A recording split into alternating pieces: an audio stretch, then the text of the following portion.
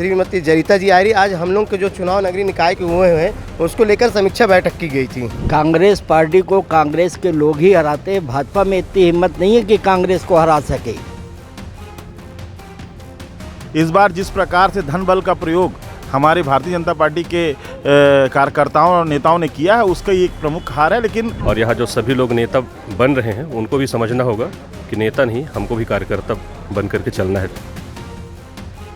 और यही हुआ इस नगरीय चुनाव में कि कांग्रेसियों ने ही कांग्रेस को हराया है। नगरीय निकाय और पंचायत चुनाव के बाद मनेंद्रगढ़ में कांग्रेस का विधानसभा स्तरीय सम्मेलन हुआ है और इसमें अखिल भारतीय कांग्रेस कमेटी की सचिव और छत्तीसगढ़ की सह प्रभारी जरिता लेथफलांग यहाँ पे आई हुई थी। उन्होंने कार्यकर्ताओं की बात सुनी और उनको जो है कार्यकर्ताओं की बात सुन करके उन्होंने कहा है कि जो भी बातें आई हैं उसका जो है वो निराकरण करेंगी। और ये मनेंद्रगढ़ के विमल श्री परिसर में कार्यकर्ताओं का सम्मेलन हुआ है। यहाँ बड़े संख्या में कार्यकर्ता मौजूद हैं। हम उनसे बात करेंगे कि क्या कुछ यहाँ पे निकल के सामने आया है। कार्यकर्ता सम्मेलन में देखा हमने काफ़ी जो है कार्यकर्ताओं ने अपनी मन की बात रखी है, हंगामा भी हुआ, उपेक्षा की बात भी रही, एक दूसरे पे आरोप भी लगाए गए। आज हमारे छत्तीसगढ़ के सह प्रभारी श्रीमती जरिता जी आ रही। आज हम लोग के जो चुनाव नगरीय निकाय के हुए हैं उसको लेकर समीक्षा बैठक की गई थी।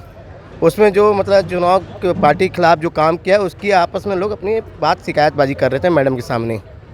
आपको क्या लगता है नगरीय निकाय चुनाव में आप भी खड़े हुए थे और जो अध्यक्ष के साथ साथ आपकी भी हार हुई है, क्या लगता है आपको काम कितना हुआ? कांग्रेस के लोग हराए या जो आरोप प्रत्यारोप चल रहा था वो सही है? कांग्रेस पार्टी को कांग्रेस के लोग ही हराते हैं, भाजपा में इतनी हिम्मत नहीं है कि कांग्रेस को हरा सके। और यही हुआ इस नगरीय चुनाव में कि कांग्रेसियों ने ही कांग्रेस को हराया है कि ये उसका आदमी है, वो उसका आदमी है, इसको टिकट नहीं मिली, उसको टिकट मिली, इसलिए इनको निपटाओ। ये बात हुई है इस चुनाव में और इसी पीड़ा को जो जरिता मैडम जी आई थी उनके सामने कार्यकर्ताओं ने रखा। तो देखिए कांग्रेस को कांग्रेस के लोग ही हराते हैं, भाजपा में जो है वो बात नहीं है। कुछ और लोग से बात करते हैं। चिरबिरी में विनय जायसवाल जी की करारी हार हो गई, वहाँ भी क्या कांग्रेस ने ही कांग्रेस को हराया? देखिए ये कहना गलत होगा। कांग्रेस के लोगों ने प्रयास किया और जैसा पूरे छत्तीसगढ़ में एक लहर थी भाजपा की, या पैसे की बात कर लें हम कि स्वास्थ्य मंत्री जी ने अनाप शनाप रूप से लोगों को पैसा बांटा, प्रलोभन दिया, डराया, धमकाया। इस वजह से कांग्रेस की हार हुई और कहीं ना कहीं कांग्रेस अपने मंथन कर रही है। आगे विधानसभा चुनाव जो है उसमें कांग्रेस जीतेगी और छत्तीसगढ़ में पुनः कांग्रेस की सरकार बनेगी।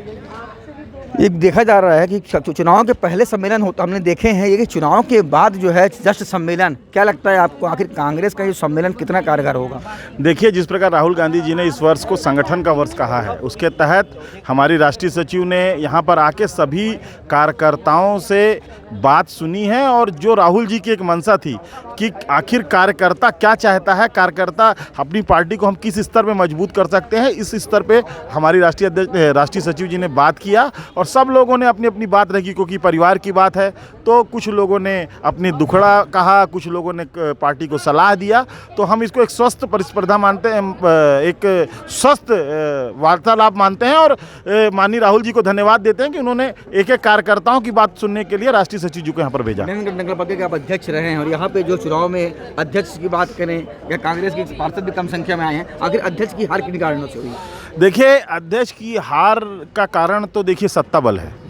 इस बार जिस प्रकार से धन बल का प्रयोग हमारे भारतीय जनता पार्टी के कार्यकर्ताओं और नेताओं ने किया है उसका ये एक प्रमुख हार है। लेकिन हम इतना ये भी कर सकते हैं कहीं ना कहीं हमारे पिछले 5 वर्षों में कहीं ना कहीं कोऑर्डिनेशन की थोड़ी मोड़ी कमी हो जो होती भी है। लेकिन मैं मूलतः ये मानता हूँ कि ये भारतीय जनता पार्टी के धन बल की जीत थी। और हमारे साथ विनय उपाध्याय जी हैं। आपने एक काफ़ी अच्छी यहाँ पे जो अपनी बात रखी और उन्होंने उसमें कई तरह की अपनी बात रखी, आपने आपकी बातों को सुना गया। क्या लगता है आपको कांग्रेस को हरा रही है क्योंकि या फिर जो दोनों चिरमिरी और मनेंद्रगढ़ में हार हुई है, इसका कारण क्या मानते हैं आप? नहीं, कांग्रेस को नहीं आ रही है। आज का कार्यकर्ता सम्मेलन रहा और वो बहुत ही सफल रहा और इस बात को लेकर कहा कि जो आने वाला विधानसभा है उसमें सशक्त भाजपा की ओर से एक मंत्री रहेगा अगर विधायक के रूप में, तो उसको हमको कैसे पटकनी देनी है और निश्चित उसको पटकनी देंगे।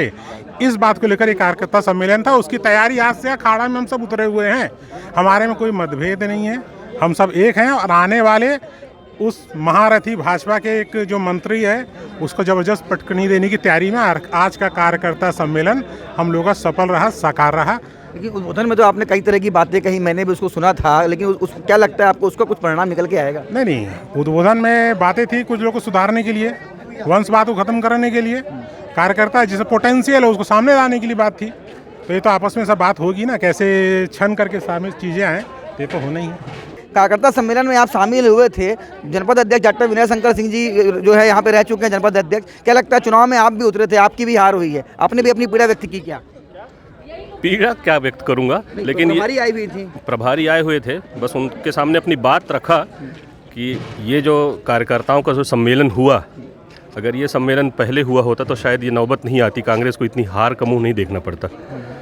आज जो समझ रहे हैं या समझने के लिए आए हैं उनको पहले समझना था कार्यकर्ताओं के दर्द को, है ना। और यहाँ जो सभी लोग नेता बन रहे हैं उनको भी समझना होगा कि नेता नहीं, हमको भी कार्यकर्ता बन करके चलना है। ऐसा पहली बार देखा जा रहा है कि परिणाम के जस्ट बाद सम्मेलन हो रहे हैं, नहीं तो चुनाव के पहले सम्मेलन होते रहे हैं, लेकिन नगरीय निकाय और पंचायत चुनाव के परिणाम के जस्ट बाद ये सम्मेलन हो रहे हैं। क्या लगता है? देखिए, जो कांग्रेस की सह प्रभारी हैं सुश्री जरिता लेथफेलांग जी, वो JNU से एजुकेटेड है, जवाहरलाल नेहरू यूनिवर्सिटी एक हाईली एजुकेशन का संस्था है, और वो डेटा पे बात करती हैं, और उनका जो कार्य करने का तरीका है बिल्कुल अलग है। उनको 28 असेंबली का जिम्मेदारी दिया गया है, और जब उनको प्रभार दिया गया है वैसे ही पूरे क्षेत्र में अभी विधानसभा स्तर पे वो दौरा कर रहे हैं, जिला स्तर पे, उसके बाद ब्लॉक लेवल पे उनका प्रोग्राम है, और वो अपने कार्य के लिए समर्पित हैं। इसलिए अब ये बोलना गलत है कि इतना जल्दी हुआ है। ऐसे व्यक्तित्व को जो जिम्मेदारी दी गई है वो अपनी जिम्मेदारी को पूरा 100% निर्वहन करने के लिए तत्पर हैं। तो ये कार्यकर्ता सम्मेलन में तमाम लोग पहुंचे हुए थे, क्योंकि ये मनेन्द्रगढ़ विधानसभा का सम्मेलन था। तो मनेन्द्रगढ़ के अलावा चिरमिरी, खड़गवा और आसपास के जो नगरीय निकाय हैं, झगड़ा खान, लेदरी, वहाँ से भी लोग यहाँ पे आए हुए थे। हम कुछ और लोगों से बात करते हैं कि आखिर कार्यकर्ता सम्मेलन का रिजल्ट क्या निकल के आया। क्या लगता है आपको? जरिता जी आई हुई थी, कार्यकर्ताओं की बातें सुनी, कहीं कुछ लगता है कुछ होगा आगे?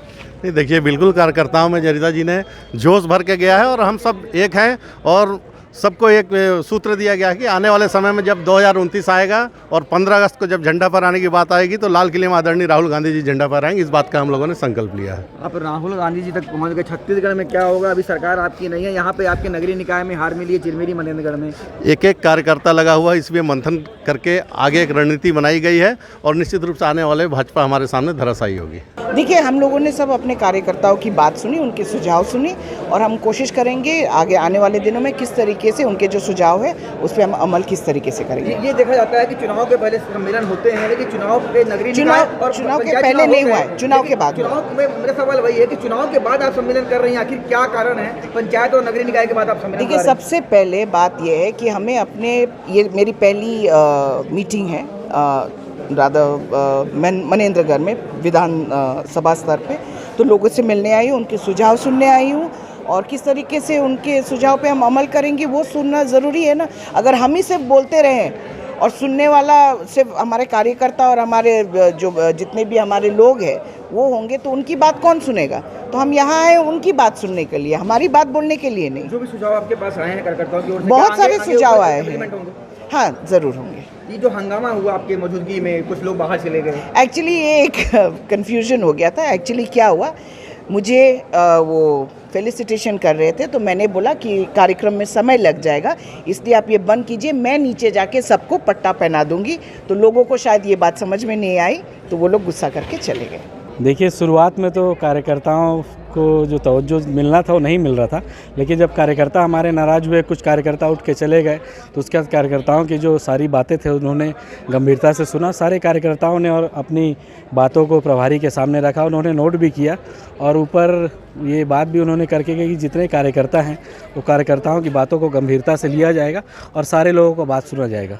एक दूसरे पर आरोप लगाए गए बड़े नेताओं के द्वारा चुनाव में जो हार हुई है या टिकट वितरण को लेकर के, उसमें क्या करा था? मंच पे सारे जो नेता थे, कुछ नेताओं ने एक दूसरे के ऊपर आरोप लगाए, कुछ कार्यकर्ताओं ने नाराज़गी जाहिर की, कुछ नेताओं ने एक दूसरे के ऊपर ये भी आरोप लगाया कि इनकी वजह से हम चुनाव हार गए या इनकी वजह से टिकट नहीं मिल पाया। तो सारे जो हमारे जो नेता थे, सारे लोगों ने इस बात को अपना अपना पक्ष जो है पार्टी के नेताओं के समक्ष रखा है।